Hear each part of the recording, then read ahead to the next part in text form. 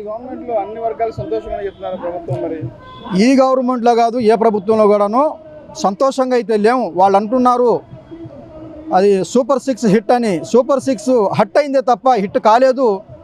వాళ్ళు అనుకున్నట్టుగా వాళ్ళే హైటెక్లో అనుభవిస్తున్నారే కానీ గ్రామ స్థాయిలో ఈ నేటికి ఉపాధి లేక పూటకి ఆహారం దొరక చాలా ఇబ్బందులు పడుతున్నాం. గత గవర్నమెంట్ కంటే ఈ గవర్నమెంట్లో ఇంకా మాకు బయట చెప్పుకోలేని పరిస్థితులు చాలా ఉన్నాయి.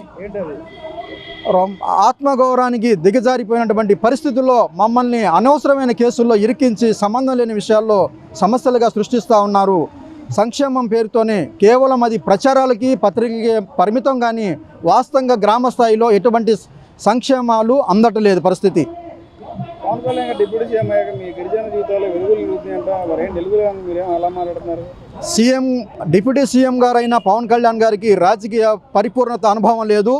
గిరిజనులకి ఈ రోజు కూడాను ఈ కూటమి వచ్చిన తర్వాత అటవీ హక్కుల చట్టంలో ఎక్కడ కూడాను ఒక ఎకరం భూమి ఇచ్చిన సందర్భం లేదు.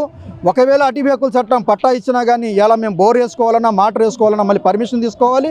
ఇలాంటి పరిస్థితుల్లో స్థానికంగా రాజకీయ పెత్తందారులు ఎక్కువైంది. పవన్ కళ్యాణ్ గారు సీఎం అయిన తర్వాత ఆ కమ్యూనిటీకి మేము డిప్యూటీ సీఎం అయినాక ఆ కమ్యూనిటీ నుంచి మాకు ఎక్కువ దాడులు జరుగుతూ ఉన్నాయి, గ్రామ బహిష్కరణలు. ఇలా వివక్షత చాలా గురి అవుతున్నాం.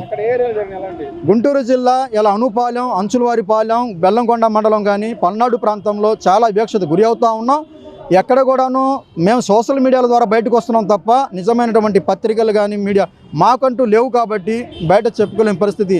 మాలో నాయకుడిగా లేరు, నాయకుడికి గుర్తింపు కూడా లేదు కాబట్టి అన్ని ఏజెన్సీ ప్రాంతాల్లో జరుగుతున్నాయి. మైదాన ప్రాంతాల్లో ఈ ప్రభుత్వం వచ్చిన తర్వాత ఎటువంటి చేయలేదు. దయచేసి మీ పార్టీలో ఉన్నటువంటి ఎస్టీ సెల్ వారు కూడాను జెండాలు మోయడమే తప్ప వాళ్ళకు ఏ జెండా తెలియదు. వాళ్ళు జెండాలు వేసుకొని కుక్కమెడలో గల్చులాగా తిరుగుతున్నారు తప్ప ఈ కమ్యూనిటీ మీద సమస్యల మీద పూర్తిగా పరిపూర్ణ అవగాహన లేదని చెప్పేసి నేను ధైర్యంగా చెప్పగలను. జై భీమ్. నా పేరు చంద్రానాయక్.